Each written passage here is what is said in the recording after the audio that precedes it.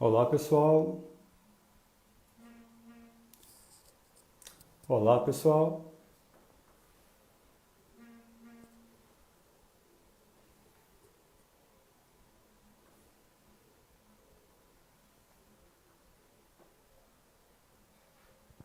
olá pessoal, tudo bom?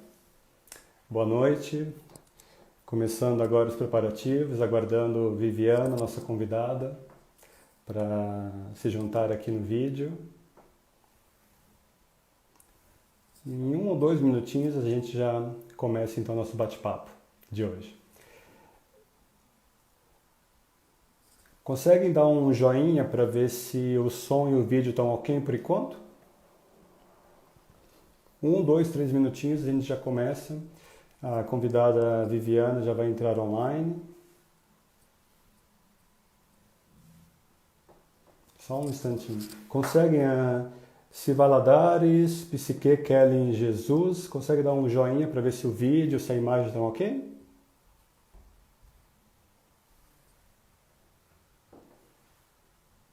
Um instantinho. Virgínia, Kelly, consegue dar um joinha para ver se a imagem e o som estão ok? Perfeito, obrigado, Kelly, obrigado. Cheguei, que bom, que bom. Comecem a ser bem-vindas. Um pequeno instante a gente já começa, aguardando apenas a Viviana chegar. E aí a gente ela já pede a conexão de vídeo.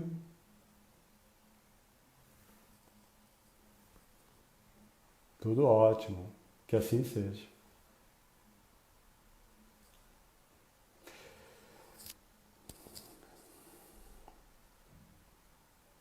Um instante apenas para que a convidada Viviana possa estar conosco. Boa noite, Leila, Paulo, Vivian Novaes. Vamos ver se Viviana acabou de entrar. Vivi? Ótimo, a Vivi já mandou a conexão de vídeo aqui. A gente já vai entrar então juntos. Um instantinho só que está conectando com Viviana. Oi, Gui, tudo bem? Vivi, tudo bom? Tudo. Maravilha. Bora lá? Vamos embora. Maravilha, então. Cronômetro contando. Sejam todas, todos, todes muito bem-vindos à terceira edição live de Diálogos Entre Nós. Eu sou o Guilherme Gobato, consultor e idealizador da plataforma de curadoria e conteúdo em diversidade e inclusão, Diálogos Entre Nós. Nós aqui, vocês online, a Vivi e eu, formamos um conjunto diverso e repleto de nós. Nós, como primeira pessoa do plural, na certeza e esperança de que união e boas parcerias promovem muito mais equidade, igualdade e respeito, em prol de uma sociedade mais inclusiva e diversa. E o nós, com plural de nó, obstáculos, dificuldades, mas também ponto essencial que podemos desatar para caminharmos rumo a mais diversidade e inclusão. Diálogos Entre Nós promoveu ano passado 4 edições presenciais aqui em São Paulo, capital, uma parceria de conteúdo entre o Poder da Colaboração, uma plataforma de economia colaborativa, com o Google for Startups. Tratei de temas específicos em diversidade e inclusão, sendo que em setembro foi o tema étnico-racial, em outubro o tema LGBTQIA+, e em novembro pessoas com deficiência e em dezembro igualdade de gênero. Sempre com uma preocupação interseccional, recebi vozes de destaque em diversidade e inclusão e assim o trabalho foi evoluindo. Hoje estamos aqui nesta live para tratar do tema violência de gênero em tempos de, em tempos de isolamento social. Eu vou me autodescrever rapidamente, Vivi, caso tenha alguma pessoa cega ou com deficiência visual aqui nos assistindo. Eu sou homem, branco, cisgênero, gay, tenho cabelo e barba curtos, pretos, uso óculos de grau, estou vestindo uma camisa azul e estou aqui em casa no meu escritorinho com os livros atrás de mim e tal. Então eu pediria por gentileza, Vivi, que você se apresentasse para nós e que também se autodescrevesse. Muito bem, então eu sou Viviana, né? Eu costumo e gosto de me apresentar enquanto negra, enquanto mulher, enquanto nordestina, né? Eu sou de Recife, o meu sotaque sempre me anuncia. Enquanto professora e enquanto mãe de um menino, né? De um menino negro, João Marcos, meu filho amado. Né? Eu sou uma mulher negra, cabelo cacheado, né? Na altura do ombro mais ou menos, né? Extremamente maquiada. Me sinto uma diva e estou sem óculos no momento. Desculpa. Valeu, Vivi, muito obrigado. E é com muita honra e gratidão e felicidade que eu lhe recebo aqui, junto conosco, para que a gente trate desse tema tão importante. Desculpa, um pequeno engasgo. Então, Vivi, é o seguinte, eu vou rapidamente problematizar para que a gente comece esse bate-papo, essa troca de energia. Resgatando o seu artigo no UOL, publicado há 2 semanas atrás, cujo título é Estar em casa significa proteção, mas é criança que vive em lar violento. Você bem trouxe reflexões acerca de que em residências, em casas onde já há um histórico de fragilidade, de violência intrafamiliar, muito provavelmente as agressões poderiam aumentar como fruto de uma exposição maior entre o agressor e as suas vítimas, levando então a casos crescentes de violência doméstica. Então aqui eu expando um pouco essa análise, partindo para a violência de gênero contra as mulheres nesse momento atual de isolamento social. Os dados são alarmantes, você bem sabe. O Rio de Janeiro aponta que nas últimas semanas, agora de isolamento social, os casos aumentaram em 50% de violência doméstica contra mulheres. A Organização Mundial da Saúde chamou atenção nessa segunda-feira do que eles chamam de uma horripilante onda global de violência doméstica.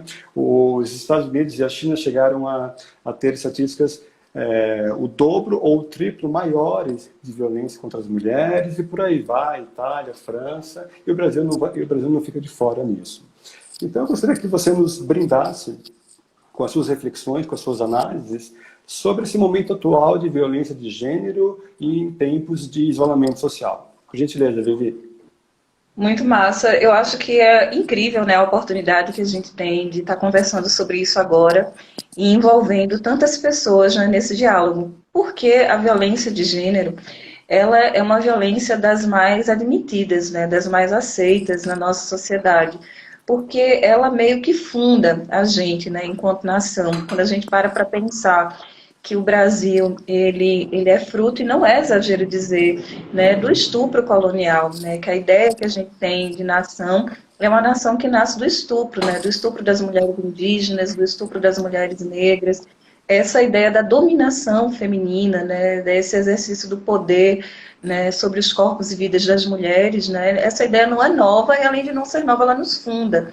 E existe uma naturalização muito grande da violência contra as mulheres, a violência de gênero, né, e isso faz com que, muitas vezes, ela seja aceita, ela não seja percebida e ela seja justificada, né, em muitos contextos, né, a gente vive uma dinâmica de que ainda atribui aos homens um poder corretor, né, então essa violência, ela lida como amor, ela lida como afeto e ela lida como a correção necessária para que essas mulheres performem, né, esse modelo de ser mulher, de ser mãe, de ser dona de casa, whatever, né, que está na expectativa desse homem da sociedade. Então, eu me recordo, né, que muitas vezes as pessoas costumam dizer o clássico, mas também, né, quando a gente escuta falar de uma mulher que foi espancada, quando a gente escuta falar de uma mulher que é mantida em cárcere privado ou a quem o marido trata muito mal, né? Sempre a gente tem uma exasperação, tem uma tristeza e menos de meio minuto depois tem aquele mas também, né, que busca ativar a compreensão de que ela bem que mereceu e de que ele bem que tinha o direito de fazer, mas também, né, aquela mulher daquele jeito, com aquela roupa, com aquele temperamento, né, tinha uma hora que ele tinha que bater, né, e pensar nesse contexto dessas relações que são marcadas pela violência, que são marcadas por esse processo de dominação, Se num contexto normal, em que é possível sair, é possível pedir ajuda, é possível que a gente fale com as pessoas, a gente vê e se a gente se incomoda, a gente denuncia. Se isso acontece, quando a gente pensa num contexto de quarentena, né, de isolamento social, a tendência é que todos aqueles mecanismos, né, de identificação da violência, de interdição da violência, eles se façam menos presentes, então isso faz com que duas coisas aconteçam. A primeira é que a sensação da pessoa que comete as agressões, né, de que agora pode, né, de que vai ter menos pessoas para interferir. Né? Bom, a gente está aqui em quarentena. E o segundo é a perspectiva de que dentro dessa casa, né, que já era um lugar muito marcado pela violência, no momento em que a gente aumenta esse nível de convivência, que a gente adiciona um nível de estresse, que a gente adiciona um nível de instabilidade, instabilidade emocional, instabilidade financeira, muitas vezes, instabilidade sem saber quais serão o que é que vai acontecer nos dias depois de amanhã, porque cada dia é uma novidade em relação ao nosso contexto atual, isso faz com que esse ambiente de estresse aprofunde essas questões que já estavam aí. Então perceba que eu estou sendo muito intencional na minha fala. Não gera, mas aprofunda. Né? E é por isso que a gente se propõe a falar sobre isso, porque trazer isso para frente, olhar para isso com muita objetividade, saber que pode acontecer, nos chama, né, para tomar medidas muito eficientes no enfrentamento, na mitigação desse risco. O que é que a gente faz para que isso não seja um dado, né, que a gente possa modificar? Perfeito, Vivi. E sobre essa questão de o que nós podemos fazer, tal, eu primeiramente começaria perguntando qual a postura mais indicada, ou um conjunto de ações que os governos poderiam colocar em pauta para preservar, ou pelo menos evitar que os índices de violência doméstica aumentem nesses tempos de isolamento social. E, rapidamente, só um lembrete para todo mundo aqui da live, se puderem fazer as suas perguntas nessa caixinha de interrogação, facilita muito a nossa gestão. Então, por gentileza, Vivi. Eu acho que a gente precisa entender que quando a gente tem um contexto de pandemia, né, um contexto de emergência, um contexto de crise, né, as coisas elas fogem um pouco ao controle. Mas esse contexto, ele não é um contexto no qual as ações elas não possam ser planejadas. Porque a gente hoje tem muita certeza de que o passo mais importante, os passos mais importantes, né, dentro de contexto de emergência são a preparação e a resiliência. Né? Acho que, sob diversos aspectos, apesar de não termos terremotos, não termos furacões, não termos grandes e impactantes fenômenos naturais, o Brasil não é um país, né, que é livre, né, de crises ambientais, de desastres ambientais. Todos os invernos nos mostram uma mesma realidade. Né? Seja porque cai um morro, seja porque se inunda, seja porque a gente tem as enchentes que cobrem as cidades. Então a gente tem sim uma tradição no enfrentamento a questões naturais, a questões ambientais. Essa crise ela tem características muito peculiares e, portanto, a gente precisa de respostas tão complexas quanto a situação que a gente enfrenta. Então o primeiro passo é assumir a complexidade. Eu acho que a gente precisa entender, e os governos precisam entender, que o mundo não parou, a sociedade e as dinâmicas sociais elas não ficaram paralisadas para a gente ver o coronavírus passar. Essa sociedade que hoje enfrenta o coronavírus, que lida tristemente com todas as partidas, com todos os adoecimentos, é a sociedade que ontem, né, lidava com a violência doméstica, com 500 mil casos de estupros no ano, com crianças com microcefalia, com mães de crianças com microcefalias abandonadas por seus parceiros, né, e com muita dificuldade de cuidar dessas crianças, com as pessoas com deficiência, vivendo muitas vezes processos de exclusão. Nada mudou. A gente acrescentou esse aspecto. Então, a gente tem um mapeamento territorial daqueles territórios nos quais, né, existe maior prevalência, maior incidência de violência contra as mulheres, de violência contra as crianças, aquelas áreas da cidade que a gente sabe que costumam haver os crimes de violência sexual. A gente tem esse mapeamento. O primeiro passo é reforçar. né, que esses locais eles continuem recebendo atenção, de modo a que uma mensagem muito clara chegue. A mensagem de que não é porque as pessoas agora estarão em quarentena que tudo vai acontecer. A gente precisa enviar, os governos precisam enviar essas mensagens, precisa ter uma estrutura de segurança pública reforçada para saber que esses casos podem acontecer e que precisam interagir. Nos locais em que existem rondas Maria da Penha, em que existe uma guarda municipal muito atuante dentro dos contextos, a gente precisa instrumentalizar esses agentes, né, para fazer essa vigilância desse contexto, né, dessa realidade. Um outro ponto é identificar, por exemplo, no caso da violência contra crianças e adolescentes, a gente precisa, né, ter segurança de que os conselhos tutelares eles estarão funcionando, de que, embora, por exemplo, né, os espaços, as unidades, as UPAs, embora os programas de saúde da família, a gente não tenha as visitas regulares de agente da família, né, por uma questão de se expor, mas que todas essas pessoas que tinham um papel no controle social da violência, que elas continuem entrando em contato com as casas, com as famílias. A gente não pode, na perspectiva governamental, abandonar as famílias. As famílias precisam continuar sendo acessadas, resguardando-se todas as medidas de proteção desses agentes que acessam as famílias. Por que isso é importante? Porque a gente cria controle social. Porque a gente cria uma mensagem muito clara de que a violência ela não vai ser tolerada, de que a gente está de olho. Então, isso incide sobre a disponibilidade de praticar ou não a violência. Um outro aspecto é que a gente precisa, do ponto de vista do governo, né, produzir mensagens que deem conhecimento à população de que essa é uma realidade que pode estar acontecendo e que todo mundo tem um papel no seu enfrentamento.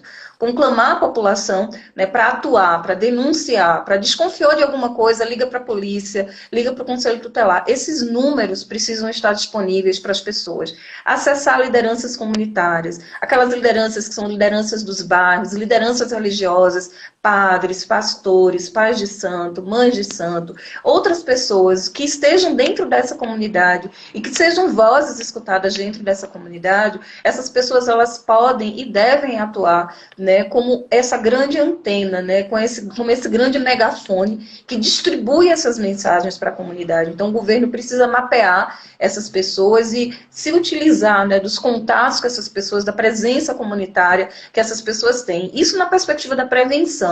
Na perspectiva de uma violência que já se instalou, a gente precisa garantir que essa pessoa saiba que ela pode, que ela continua podendo buscar ajuda. Então, que os serviços de acolhimento continuem funcionando, que a gente garanta que essa pessoa vai conseguir prestar essa queixa, que essa pessoa não vai ser revitimizada dentro desse contexto, que essa rede de proteção vai estar em funcionamento.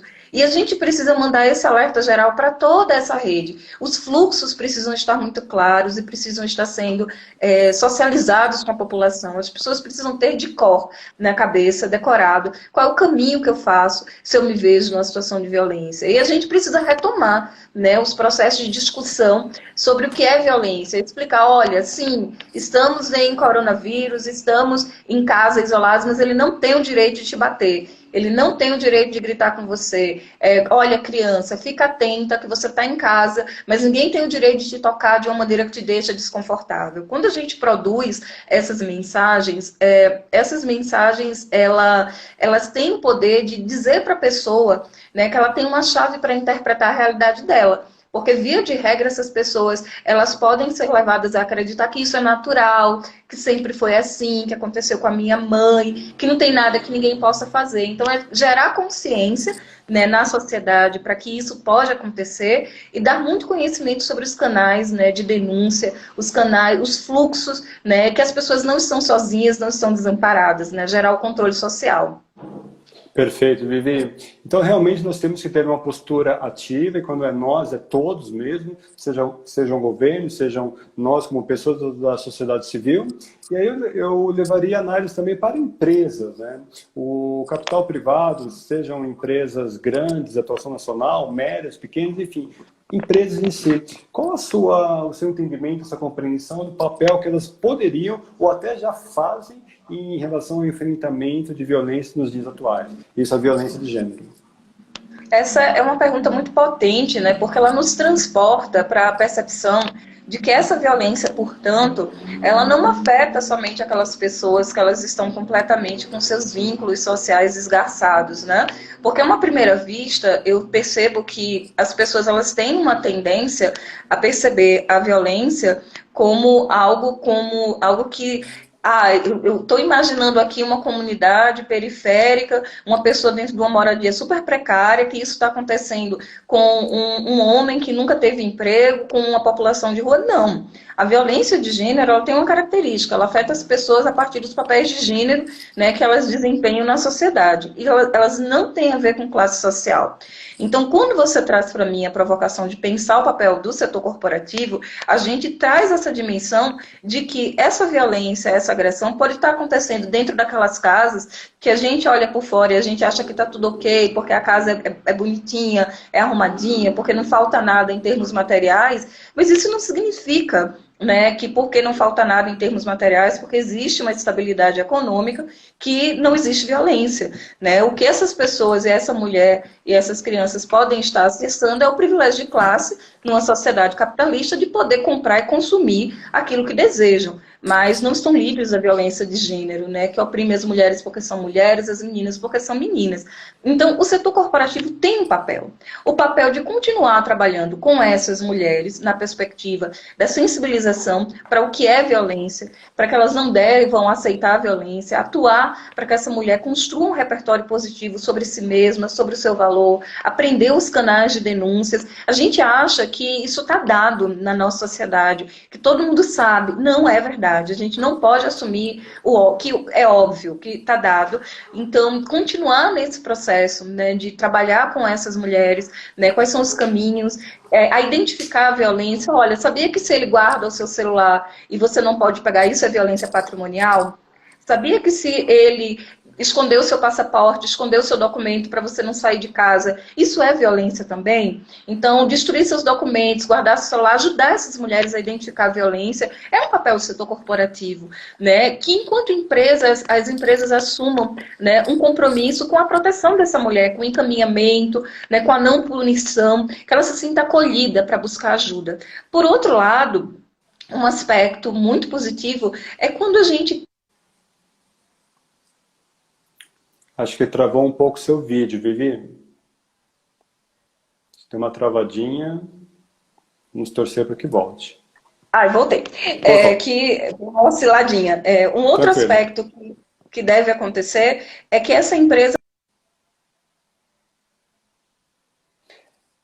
Travou mais um pouquinho. Um outro aspecto é que as empresas... É que essa empresa, ela também atue nesses homens, né? Que ela possa trabalhar com esses homens esse imaginário. Eu acho que nesse tempo de pandemia, por exemplo, em que muitos homens eles têm tido a possibilidade, né, de trabalhar de home office, que muitos homens têm tido a possibilidade de estar em casa, quais são os conteúdos que a empresa tem provocado, né? A gente sabe que um ponto de tensão muito grande é o cuidado das dinâmicas da casa e das crianças. Como é que a gente pode estimular para que esses homens ocupem esses lugares, né? Como é que a gente pode gerar demandas? E isso de uma maneira muito lúdica. Não precisa vir um manual com termos muito rígidos, dizendo façam isso ou vocês serão. Não, a gente pode propor desafios de paternidade. Olha, poste uma foto aqui na rede interna da empresa, que é segura, que é protegida, de um momento que você está tendo com seu filho nessa pandemia, estudando com seu filho em casa. Poste uma foto aqui da comida que você preparou o jantar hoje. Essas são maneiras muito lúdicas da gente desafiar os homens a perceberem que existem outros lugares nessa casa. Mas também as conversas sérias e difíceis devem ser feitas, né? Que a gente fale para esses homens, né, que essas mulheres têm direitos. A gente nunca deve assumir, né, que esse homem ele é um agressor ou que ele é um abusador. Então a gente sempre produz essa comunicação no sentido de dar conhecimento a ele que essa realidade existe, que a gente busca dele o conhecimento de não pactuar com essa realidade, né, de assumir um compromisso de promover os direitos das mulheres, de todas elas, aquelas com quem ele convive de perto, aquelas com quem ele convive de longe, e utilizar os canais e as dinâmicas da empresa para estimular a vivência de outras masculinidades, né, e principalmente, eu acho que o desafio principal é conseguir dizer, né, para as mulheres que são trabalhadoras que elas estão sendo apoiadas, que essa empresa também é um lugar para ela procurar ajuda. Então, a gente precisa ter RH muito fortalecido, né? A área de desenvolvimento, a área de recursos humanos muito fortalecida para acolher, né? Acolher isso que aparece e para encaminhar. E que seja tão grave, né? Receber, por casualidade, a notícia de um colaborador, né, que é agressor, que isso seja tão... Vivi, acho que travou um pouquinho o seu vídeo. Já. Vivi, você me escuta? Oi, Vivi. Vivi? É muita live, muita conexão de dados sendo utilizada ao mesmo tempo. Torcer para que a Vivi entre, senão eu posso... Travou.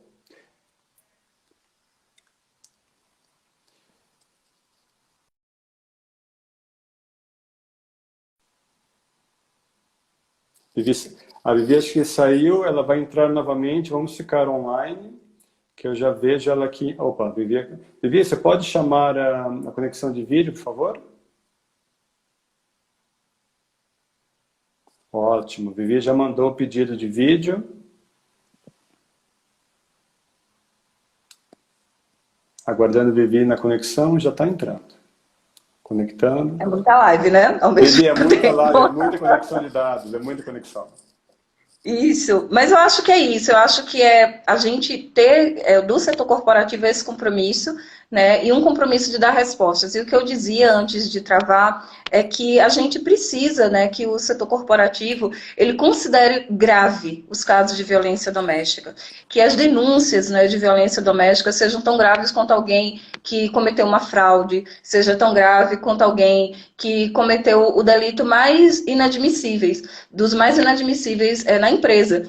Porque essa não é a cultura. Muitas vezes a gente tem uma tendência a falar, eu sei que ele tem alguns desafios na casa dele, mas ele é um trabalhador incrível. Ah, eu sei que ele... Bom, não é. Não é. Ou você é incrível, ou você é um agressor, né? E então você precisa, pelo menos temporariamente, afastar essa pessoa para que ela tenha consciência, né? E que possa, né, se revisitar, se reinventar, responder por aquilo que praticou, né?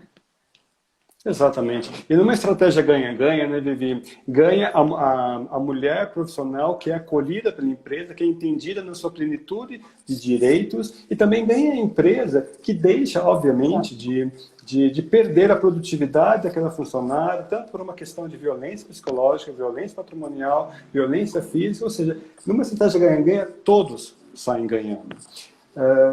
Vivi, temos duas perguntinhas aqui na caixa de interrogação, e inclusive depois eu até gostaria de retomar um assunto sobre direitos sexuais e reprodutivos na sequência, tá bom? Uhum. Então deixa eu pegar a primeira pergunta aqui, se na verdade...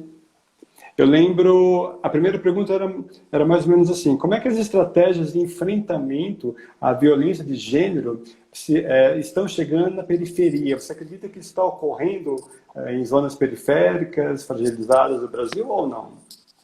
Sim, eu acredito que quando pensamos na perspectiva do enfrentamento, a gente precisa trazer bastante à luz a ideia de que os movimentos populares, né, as organizações de mulheres, elas têm uma atuação muito potente, né, nas periferias, coletivas de mulheres, grupos organizados, que estão ali fazendo aquela militância do dia a dia, né, estão trabalhando na sensibilização, no apoio a essas mulheres, na construção do seu empoderamento, para que essas mulheres elas possam, de fato, né, reconhecer a situação nas quais elas estão inseridas.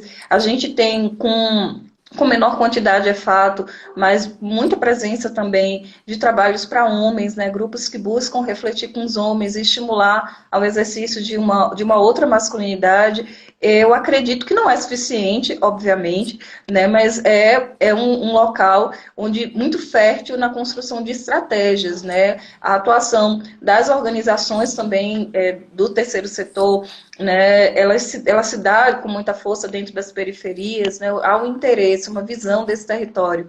É fato que pensar esse processo, por exemplo, de denúncia, esse processo de acesso à polícia, ele não se dá da mesma forma, né, para todas as pessoas, de todas as classes sociais, de raças diferentes, né, a maneira como a gente compreende e representa, né, e vê representada para a gente a ação da polícia é diferente de uma pessoa branca para uma pessoa negra. Já ouvi muitos relatos, né, de mulheres negras na periferia de dizer, olha, eu não vou na delegacia denunciar porque é capaz de quem ser presa sou eu. Né? Porque a gente sabe como é que a população negra ela é tratada, aquela questão de que você vai denunciar o roubo e no final você é acusada de alguma coisa. A gente tem vídeos, inclusive que mostram isso, né? Então esse é um desafio. A gente perceber, a Jurema Werneck traz isso com muita potência quando ela analisa, né, por que os casos de violência doméstica contra as mulheres negras eles aumentam à medida em que os casos de violência doméstica contra mulheres brancas eles diminuem.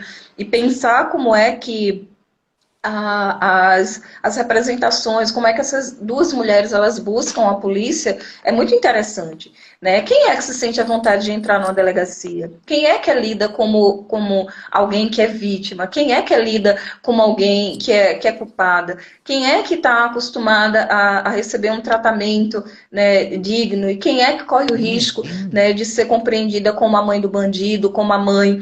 Enfim, isso tem impacto na maneira como as pessoas elas sentem que podem ou não, né, acessar o seu direito à segurança. E acho que a gente precisa trazer isso com muita potência. Um outro aspecto que eu acho que também precisa ser levado em conta é que a gente tem que se desafiar a perceber a violência doméstica desassociada da questão de classe relacionada só com a questão das pessoas pobres. Né? Nos últimos anos nós temos visto, né, da imprensa, né, muitos feminicídios, né, de mulheres de alto padrão, de vida de alto padrão, né, mulheres com um elevado poder econômico, né, que foram assassinadas, porque, eu repito, né, a perspectiva de violência de gênero, ela não tem a ver com classe social. É óbvio que um contexto de pobreza, um contexto de falta, isso produz um estresse, né, que estressa essa relação, né, mas essa agressão, ela não acontece porque eu tô com fome, né? Ela acontece porque eu acredito que essa vida aqui não deve ser respeitada. Então, a gente também precisa trabalhar numa perspectiva de como é que a gente faz para acessar, como é que a gente faz para criar essa consciência de interditar e do controle social nessas mulheres que estão, né, dentro de uma camada socioeconômica mais privilegiada. Como é que a gente faz, né, para que nos condomínios de alto padrão, quando a gente escuta os gritos, que a gente se sinta à vontade de chamar a polícia para defender a vida daquela vizinha e que a polícia vai entrar no condomínio, porque é muito comum, né, que as pessoas não chamem, que criem muita dificuldade para que essa polícia entre. Então, a gente precisa sim universalizar esse acesso, né, a essas medidas e a gente precisa desassociar dessas questões de achar que isso só acontece na periferia, como se a pobreza, né, fosse aquela terra fértil que brota todas essas violências, né? Perfeito, Vivi. Eu tenho 3 perguntas aqui da nossa audiência online. Você quer que eu trate cada uma delas isoladamente ou que eu mande as 3 de uma vez? Posso? A gente tem tempo, temos uns 25 minutinhos ainda. Então faz isoladamente e eu prometo que eu me detenho menos, eu demoro menos. Não, Vivi, sem problemas. Aqui o Instagram é meio perverso. Deixa eu tentar projetar aqui, perfeito. Vivi, o que você acha da recente formação de grupos de homens que discutem a masculinidade tóxica?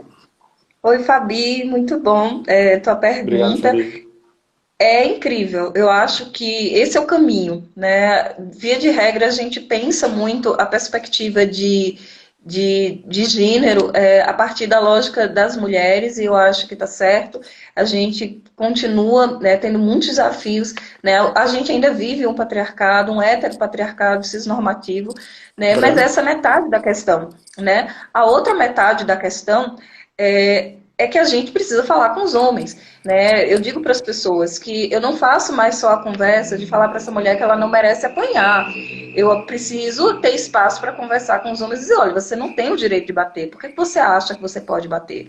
E eu acho muito importante que sejam os homens que estejam liderando esse processo de repensar a sua história, a sua masculinidade. Eu acho interessantíssimo, né, que a gente possa ter, né, muitos homens aliados do feminismo, aliados da luta das mulheres, mas eu acho que eles têm um papel incrível, né, no processo de diálogo com outros homens, e acho que são poucos os que estão abertos a fazer isso. Ainda vejo muitos homens muito bacanas, mas muito confortáveis, né, nesse universo de falar para as mulheres. Eu quero ver falar para os homens, eu quero ver instigar os homens ao exercício de outra masculinidade. Esses grupos, para discutir masculinidade, eles são muito potentes, porque eles conseguem mostrar para esses homens que sim, o patriarcado traz para ele muitos privilégios, mas consegue mostrar para eles quais são os custos. Né? E isso é uma coisa difícil de acontecer, que um homem veja os custos que essa masculinidade hegemônica exige dele, como que não está tão bem assim, que quando ele para olhar, os custos eles são muito altos, né? Eu acho que esses trabalhos eles devem ser estimulados e que eles possam ser amplamente disseminados. Perfeito, Vivi. E eu costumo dizer que, enquanto homem, nós temos que nos achar parte do problema para sermos parte da solução. É um problema conjunto, onde a união de esforços, de vontades, de solidariedade pode fazer com que a gente evolua no sentido positivo nessa questão. Vamos ver aqui a questão da Virgínia. Vivi, por que a vítima, mulheres no caso, são tão questionadas? Digo, por que tantas dúvidas sobre a vitimização, né? Exato. É que a gente vive numa cultura, né, numa cultura que vai sempre atribuir aos homens o poder corretor. Isso é muito interessante porque a nossa legislação, ela se origina das ordenações filipinas que atribuem literalmente esse poder corretor aos homens, né? Uma vez eu acompanhei a exposição de um caso pelo Instituto Anis, no qual um homem ele foi acusado, né, de cometer violência contra a enteada. Ele chegou em casa e viu que ela tinha colocado um piercing.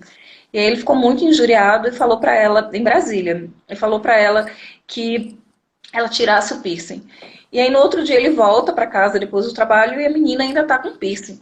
Então ele vai lá e arranca o piercing do nariz dela. Né? E aí, nos autos do processo, o que ele diz é o seguinte: eu estava numa casa que é minha, educando uma filha que era minha.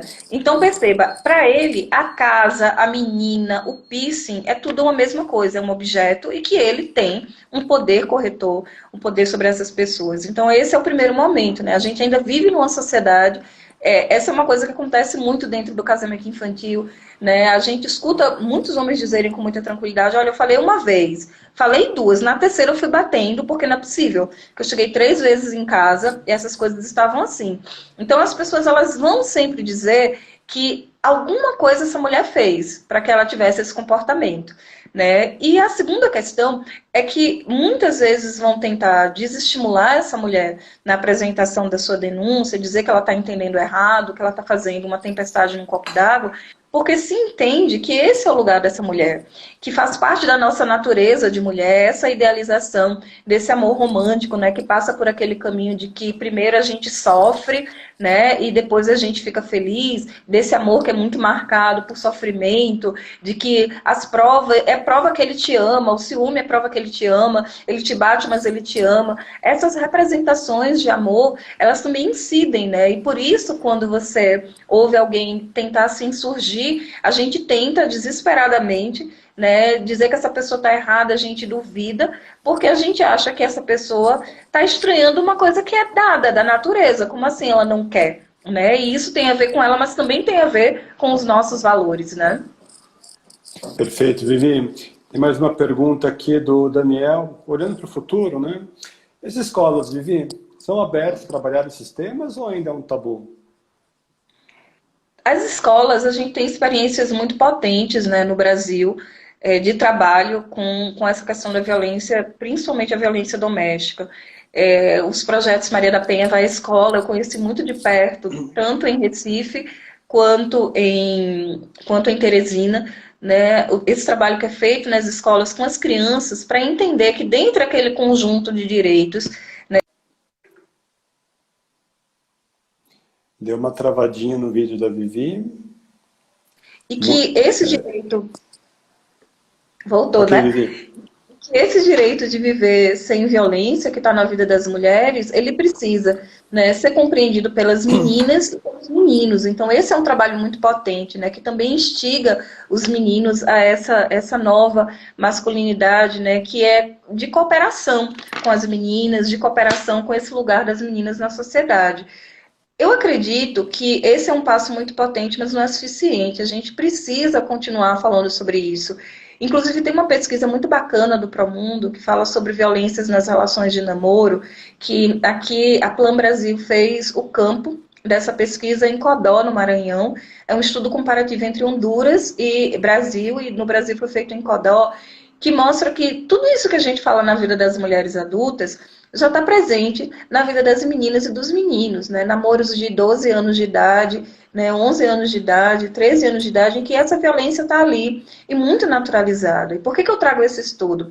Porque esses namoros geralmente começam na escola. E na escola a gente vê isso acontecendo. Vê menino falando para a menina não andar mais com aquelas colegas, vê menino puxando menina pelo braço, vê menino empurrando menina na parede, querendo forçar um beijo. E poucas vezes a gente interdita esses comportamentos. Eu já conheci meninas que foram beijadas à força por meninos na escola e elas foram suspensas, porque estavam beijando, veja, elas foram beijadas à força, né? E depois foram suspensas, né? Então, a gente ainda tem muito espaço para conversar, para desnaturalizar esse comportamento de meninos, né? Esse comportamento predatório. E a escola, muitas vezes, ela continua aceitando esses comportamentos como comportamentos naturais. É porque eles são meninos, né? E transforma meninos em monstros. Meninos não são monstros. Os meninos vão ser e eles vão desenvolver os comportamentos que a gente espere e que a gente aceite e que a gente estimule que eles desenvolvam. E aí depois a gente quer encarcerar. Eu acho que sairia muito mais barato, com muito menos prejuízo, a gente apostar muito cedo num outro processo de socialização. Exato, Vivi. Você tem muito bem, você tem trazido muita luz e muitos fatos relevantes, que é a questão de educação, de conscientização, e não de um ou de outros na sociedade, mas de todos. As empresas devem conscientizar os seus funcionários, as escolas devem trabalhar. Vivi, você está me ouvindo? Estou ouvindo bem. Ok. As escolas devem trabalhar nessa conscientização, o governo deve propor, deve ter uma atitude propositiva em relação à não violência, desmistificar o que é violência e falar exatamente de uma maneira clara. Vivi, eu sei que pela sua atuação, você também opera muito bem, com muita propriedade, sobre direitos reprodutivos, sobre direitos sexuais, que perpassam classes sociais, que perpassam variáveis de gênero, de raça, e que tem a ver também com violência de gênero. Então, eu te convidaria a refletir um pouco sobre isso conosco aqui. Os direitos sexuais e os direitos reprodutivos, eu acredito que estão entre os conjuntos de direitos que as pessoas têm mais dificuldade de reconhecer como direitos. Eu acredito que a gente ainda tem muito tabu em torno, por exemplo, da sexualidade, do exercício da sexualidade, né, da vida sexual ativa de meninas e mulheres. Né? A gente o tempo inteiro tem uma preocupação imensa com a virgindade dos meninos, né? Se esses meninos são virgens ou não, o que é que pode estar acontecendo de errado. Ainda tem alguns costumes em alguns lugares, né, da gente levar meninos para uma iniciação sexual de tanta que é preocupação das famílias, que algo errado possa estar acontecendo, né, ali com aquele menino. Mas o mesmo não acontece com as meninas. Eu não conheço ninguém, pelo menos comigo não aconteceu, de alguém chegar para mim aos 13 anos e falar: meu filho, você ainda não deu para ninguém? Ah, bora resolver isso, você precisa dar para alguém agora. Isso não aconteceu comigo. Porque é o contrário, né? Quando a gente descobre, né, o início da vida sexual ativa, né, das meninas, isso é motivo de casamento infantil, de você casar essa menina, de você encarcerar essa menina, punir. Porque a gente não aceita que essa dimensão atravessa a vida das meninas e das mulheres.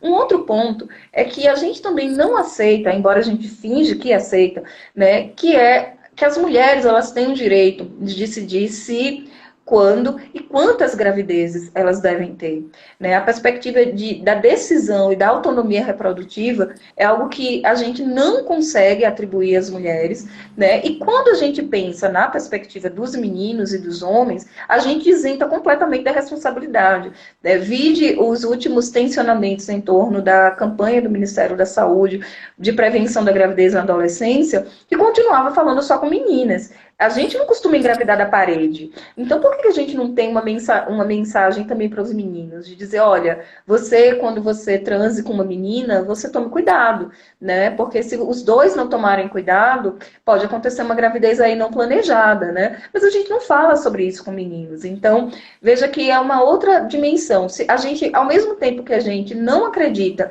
a gente não trabalha num processo de formação que permita às meninas, né, terem autonomia, né, para gerenciar a sua reprodução, a gente trabalha no sentido de dizer para os meninos que eles precisam ter um exercício responsável da sua sexualidade. Então isso faz com que seja um tremendo caos a vivência de direitos sexuais e direitos reprodutivos, né?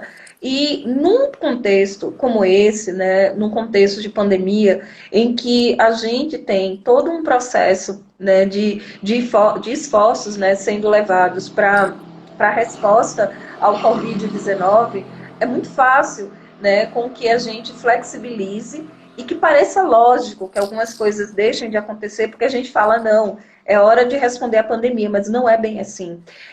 No momento de crise, né, e a gente precisa assumir que a gente está vivenciando uma crise, né, a gente precisa entender que muitas normas sociais, elas se balançam.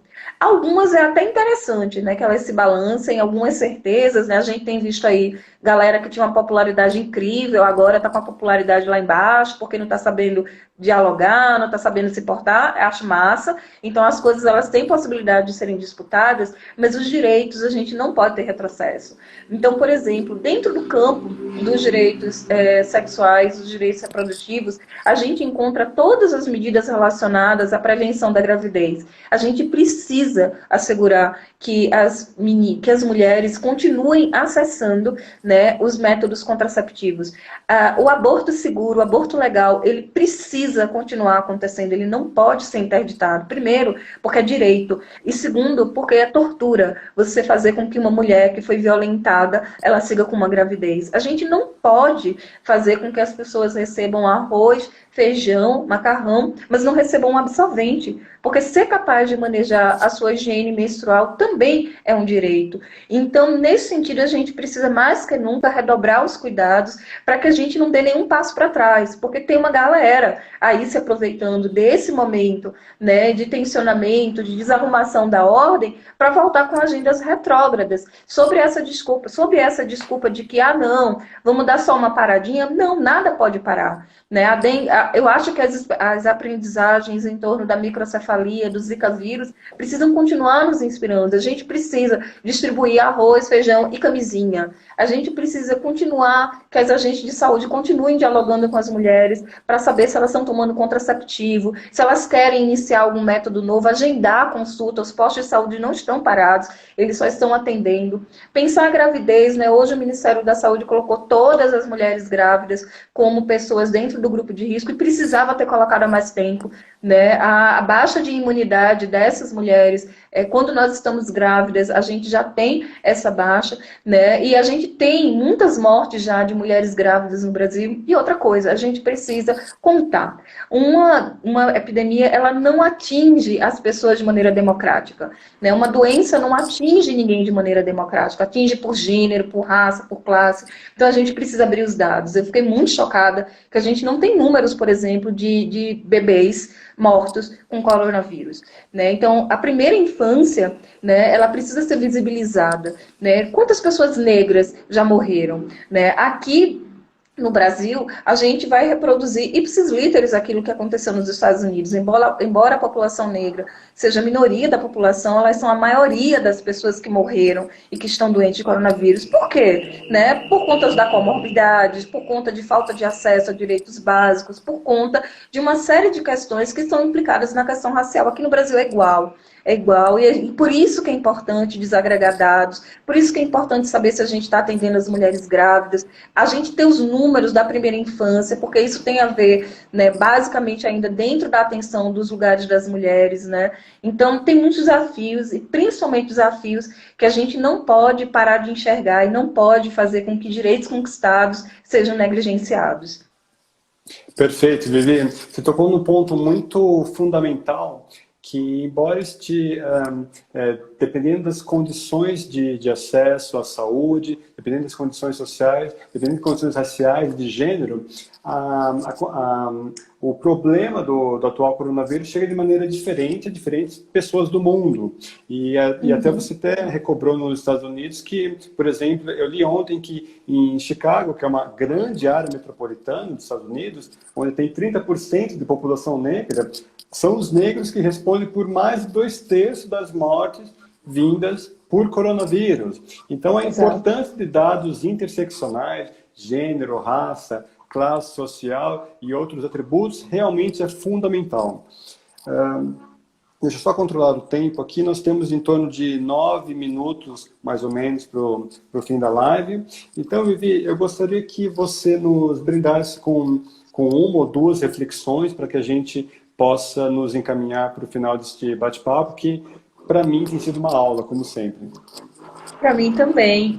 Eu queria retomar esse lugar de como é que a gente pensa essa casa, né? Como é que a gente pensa essas vidas que estão aí. No primeiro momento, eu acho que a gente precisa sempre se lembrar de como é que estava antes da pandemia, né? E ter certeza que a gente não paralisou os contextos para deixar a pandemia passar. Né? Então, perceber, por exemplo, que por ano no Brasil a gente tem cerca de 500 mil casos de violência sexual, e mais de 2/3 atingem as mulheres, quase a totalidade desses casos atingindo meninas e mulheres. Né? No Brasil, a gente tem, né, a cada hora, né, uma menina de 13 anos sendo estuprada. E essa violência, ela é uma violência que ela acontece na casa e ela acontece no entorno da família. Ela é praticada quase sempre por alguém muito próximo dessa vítima. Né? E, nesse sentido, é muito importante que a gente possa trazer informação para essas meninas, para esses meninos, né? E aí a gente vai dialogar de novo sobre todos aqueles tensionamentos em torno de ideologia de gênero, que não pode falar disso, de mamadeira de piroca e lá. Né? Toda aquela polêmica, né, sobre porque se a gente pode ou não pode falar com as meninas e com os meninos, ela ressuscita agora. A gente tem que falar. A gente precisa explicar para as crianças, né, o que são suas partes privadas, quais são as partes que ninguém pode tocar, o que é que se ela se sente desconfortável, né, a quem ela pedir ajuda, porque isso são mecanismos que ajudam essas crianças a atuarem na sua autoproteção. Um segundo momento é que a gente precisa despertar nas pessoas esse sentimento de que você é corresponsável, né, de que a gente possa pensar nas famílias, nos vizinhos, e ter aquele papel de meter a colher. Alguém falou isso aí, né? A gente precisa meter a colher, né? Eu estou aqui numa casa, outra coisa que acontece dentro desse contexto é que as meninas elas sejam sobrecarregadas, né, com o trabalho doméstico, né? As mulheres e as meninas vão assumir os cuidados da casa, dos mais novos, dos mais velhos, dos doentes, e isso viola o direito das meninas, porque enquanto a maioria das crianças está brincando em casa, é muito comum que as meninas estejam agora fazendo o trabalho doméstico. Então, eu sempre digo às pessoas, estranhe o silêncio, assim como você estranha os gritos. Ouvir os gritos, né, procure saber. Muitas vezes é uma atitude simples, é de você, se mora num prédio, interfona pro porteiro, fala assim, olha, você pode interfonar para esse. Se você mora numa casa, dá um gritinho ali do seu terraço, de onde você está. Ei, vizinha, tá precisando de alguma coisa? Tudo bem por aí? Muitas vezes essas atitudes muito simples, elas têm o poder de interditar essas violências. Estranho o silêncio, né? Casa que tem criança não é para ser uma casa tão tão silenciosa? Por que será que essa casa faz tão silêncio? Se essas crianças não estão brincando, essas crianças não estão usufruindo do seu presente, então estranhar, né? E entender que isso tem a ver com você, que isso tem a ver com o nosso dever enquanto sociedade, né? Proteger as crianças das formas de violência. Eu creio que também a gente precisa fazer uma incidência muito forte para que a gente entenda que é mais do que comida, né? Que existem pessoas que menstruam, meninas, mulheres, homens, meninos trans, né? E muitas vezes, né, a falta de materiais, né, insumos, né, para higiene menstrual acrescenta um nível de estresse, um nível de violência muito maior a passar por esse desafio da pandemia. Então, vamos insistir, né, para que as cestas básicas, para que as ajudas cheguem a essas pessoas e considerem, né, que tem pessoas que menstruam e precisam ser apoiadas a manejar a menstruação, a saúde menstrual, para evitar outros agravos à sua saúde. E, por fim, que a gente entenda que é nosso dever, né, dever, enquanto sociedade, proteger as pessoas, não tolerar nenhuma forma de violência, oferecer ajuda, né, você fala, olha, tá notando que as pessoas são muito estressadas, olha, dona fulana, aparece aqui na grade para a gente conversar, né, quer que eu te mande um WhatsApp, né, assuma que a gente tem um papel, né, essa realidade, essas predições, elas são muito dolorosas, mas elas não estão dadas. Eu acredito muito nessa perspectiva de que a história ela está se dando e da mesma forma que nós somos construídas por essa história, nós as construímos. Então acredite nesse poder que a gente tem de co-criar essa realidade, de interditar esses ciclos de violência e que a gente passe por isso, né, saindo daqui maiores, mais engajadas, né, umas com as outras, uns com os outros e que a gente de fato não deixe ninguém para trás, que a gente assuma que é nosso papel. Exato, Vivi. Não deixar ninguém para trás, independente da marca identitária, do recorte interseccional que essa pessoa tenha, seja homem ou mulher, o aspecto de raça, brancos, negros e outras autodeclarações, se tem ou não deficiência, diversidade religiosa, diversidade cultural e por aí vai. Até porque, Vivi, nós temos sim que meter a colher no sentido que o silêncio te torna conivente, a não ação te torna pactuante daquele desrespeito em relação à dignidade humana. Vivi, a gente tem 3 minutinhos finais. Temos que tirar uma foto nossa para registrar um momento aqui. Vamos dar um sorrisinho. Pessoal, não acabou ainda. Tem mais uma perguntinha que dá para mandar para Vivi. Vivi, vamos dar um sorrisão aqui. Isso mesmo. Boa. Vivi, tem uma colocação aqui, até para nós nos encaminharmos para as despedidas, agradecendo desde já a todo mundo que nos acompanhou desde o começo, que foi entrando conforme o seu tempo. A Carol pergunta, Vivi, nós temos 3 minutinhos. Vivi, você sabe como vem sendo pensadas as políticas sobre violência de gênero entre as profissionais neste momento de pandemia? Como você pensa essa questão? Eu acredito, né, que a gente não tem uma resposta linear, né, que a gente tenha muitas pessoas, muitos estados com muitas iniciativas.